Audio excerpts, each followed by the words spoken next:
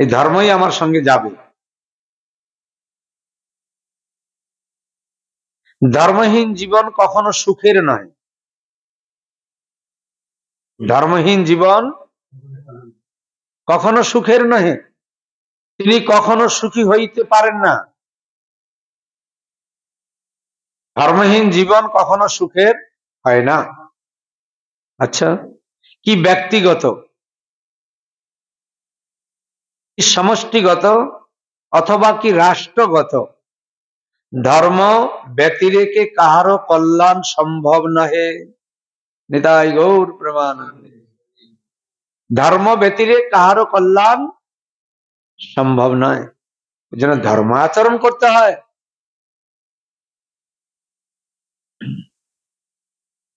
দুর্যোধনের ন্যায় নাস্তিক যাহারা, তাহারা ইহা অনুভব করিতে পারিবেন না।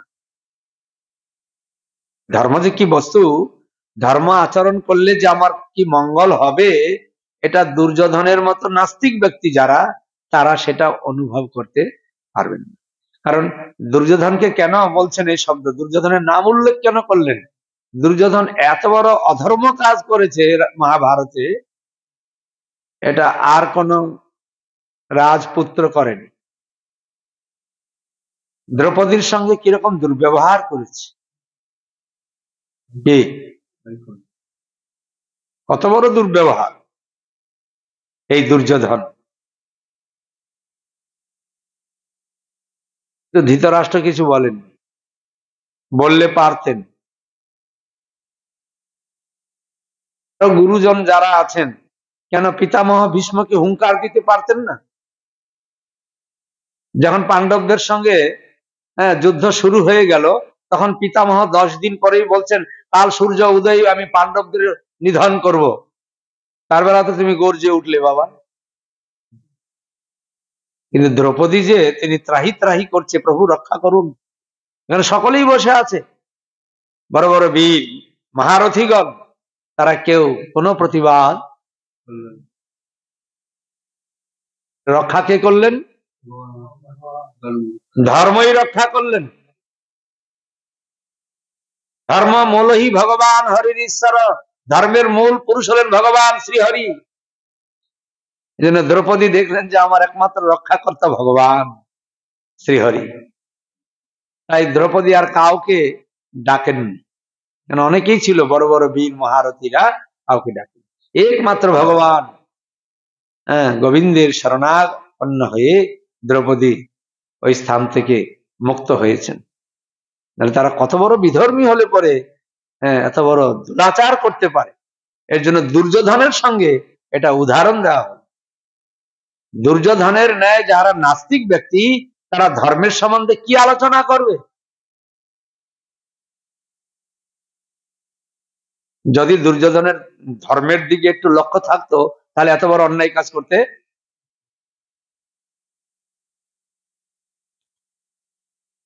তো দুর্যোধনের ন্যায় নাস্তিক যাহারা, তাহারা ওই ইহা অনুভব করিতে পারিবেন না ধর্মের কথা। তারা কি ধর্মের সম্বন্ধে কি তাদের আপনি উপদেশ করবেন? তারা তো নিতেই পারবে না। কেন দুর্যোধনকে কি কেউ উপদেশ করেনি? মহামতি বিদুর কত উপদেশ করেছেন, কিন্তু একটা শব্দ তিনি কানে নেননি।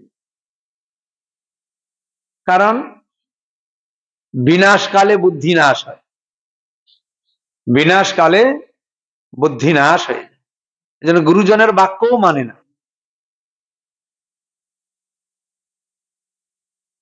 তাহাদের পরিণাম ভয়ঙ্কর। যারা নাস্তিক ব্যক্তি গুরুজনকেও মানে না, গুরুদেবের আদেশ পালন করে না, গুরুজনকে শ্রদ্ধা ভক্তি করে না, তাদের বাস্তবেই তাদের বিপদ, বিপদ সংকট। ধৃতরাষ্ট্র বিদুরজিকে বলেছিলেন যে মহামতি বিদুর,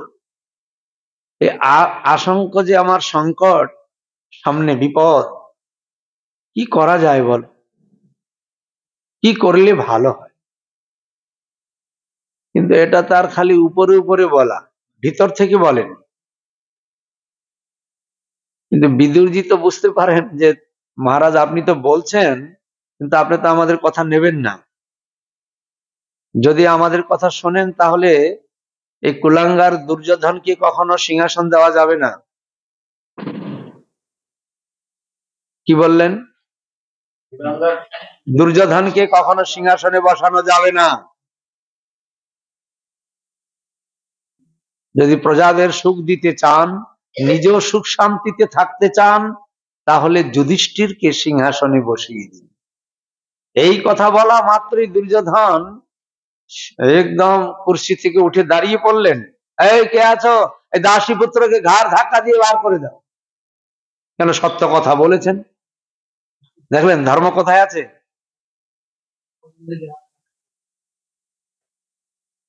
এখনো যুবরাজ, এখনো রাজা হয়নি। যদি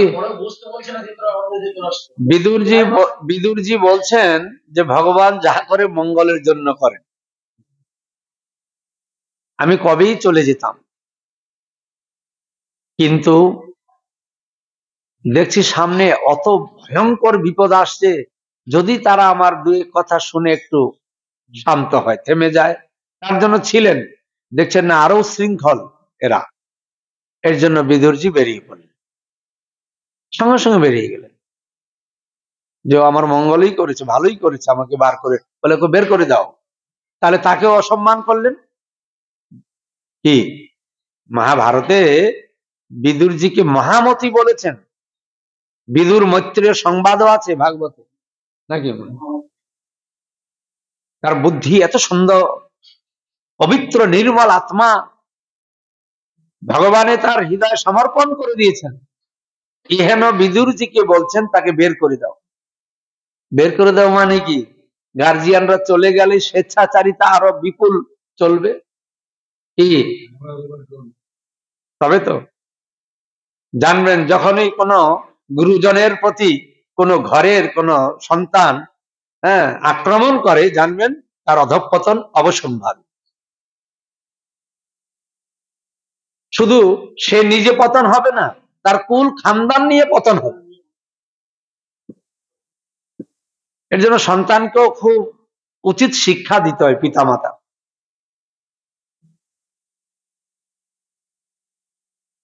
আচ্ছা, ধৃতরাষ্ট্র তো তাকে রাখতে পারতেন, বিদুরজিকে, যে তুমি যেও না, থাকো, বলেননি, বলে চলে গেলেই ভালো হয়। ধৃতরাষ্ট্র তিনি হৃদয় থেকে কিন্তু বিদুরজিকে ভালোবাসতেন না। কেন? ওই সত্য কথা বলেন। বিদুরজি চলে গেলেই ভালো হয়। বিদুরজি চলে গেলেন। কোথায় চলে গেলেন? তার পত্নীকে বলছেন, আমি তো এখন তীর্থ দর্শনে যাব, তুমি যাবে? বলছেন, আমি তো স্ত্রীলোক, আমি তোমার সঙ্গে কোথায় যাব বলো, আমি গৃহে থাকি, তুমি তীর্থ দর্শন করে আসো। যদি আমি অন্তর থেকে আমার ভগবানকে ভালোবাসি, সেই গোবিন্দ আমার কাছেই ছুটে আসবে। আর বাস্তবে ভগবান গেছেন তার কাছে, বিদুর পত্নীর কাছে।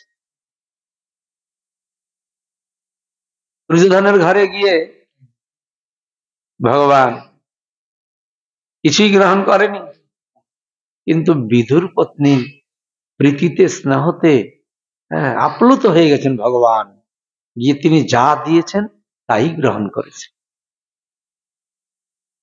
ঠিক বলেছেন যে ভগবান আমার কাছেই আসবে, তুমি যাও, তুমি তীর্থ দর্শন করে আসো।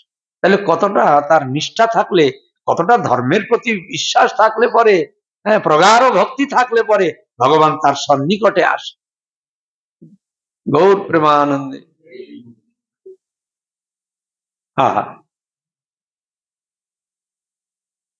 সেই পিতামহ কিছুই বলেন, এত বড় দ্রৌপদীকে লাঞ্ছিত করলেন ভারী রাজসভাতে, কত জ্ঞানী গুণীজন বসে আছে সেখানে, কত বড় লাঞ্ছনা, কত বড় অবিচার। মহাভারত তার সাক্ষী দিচ্ছে। তার ফলস্বরূপ কি হলো? কৌরবদের একদম গোষ্ঠী সহ ধ্বংস হয়ে গেছে। এর জন্য মাতৃজাতিকে সম্মান করতে হয়। এমন সেবা শুশ্রূষা করতে হয়, তাদের প্রতি খুব লক্ষ্য রাখতে হয়, প্রীতিপূর্ণ ব্যবহার করতে হয়। মহাভারত তো একটা এমন শাস্ত্র, শুধু ধর্মেরই কথা বলা আছে। প্রথমে রাষ্ট্র ধর্ম, পিতার ধর্ম, পুত্রের ধর্ম, মাতার ধর্ম, এসব বলা আছে। স্ত্রী ধর্ম, হ্যাঁ, পত্নীর ধর্ম, শুধু ধর্মেরই কথা বলা আছে মহাভারত। এই জন্য ধর্মকে আশ্রয় করলে যে ভগবান প্রসন্ন হন, এই মহাভারত তার প্রমাণ।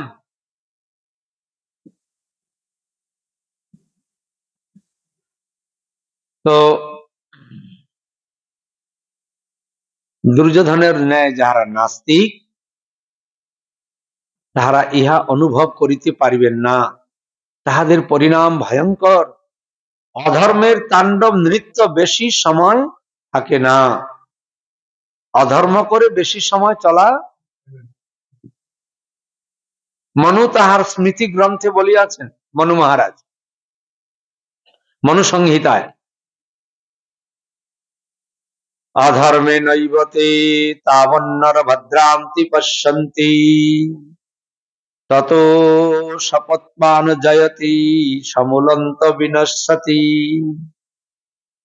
অর্থাৎ অধর্মের দ্বারা হয়তো প্রথম অনেক তার উন্নতি দেখা যাইতে পারে, কিন্তু ভগবান যখন তার প্রতি বিরূপ হবেন, সমুলন্ত বিনশ্যতি, সমূলে চলে যাবে। এজন্য অধর্ম করতে নেই। বুদ্ধিমান ব্যক্তি তারা কখনো অধর্ম আচরণ করবে না, ধর্মকে আশ্রয় করবে।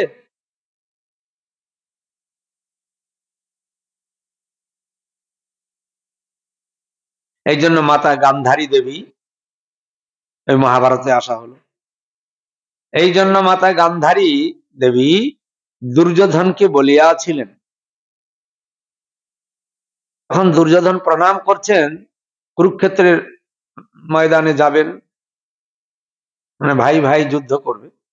মহাভারত তো যুদ্ধই হয়েছে। তো গান্ধারী মাতা খুব বুদ্ধিমতী বা ভক্তিমতী মহিলা। তো গান্ধারী মাতা বলছেন দুর্যোধনকে, যত ধর্ম তত জয়, যেখানে ধর্ম, যেখানে ধর্ম সেখানে জয়। যত ধর্ম তত জয়, যেখানে ধর্ম সেখানে জয়। প্রণাম গান্ধারী মাতাকে বারংবার। নিজের পুত্র বলে দুহাত ভরে আশীর্বাদ করে দেয়নি, সত্যটা বলে দিয়েছেন,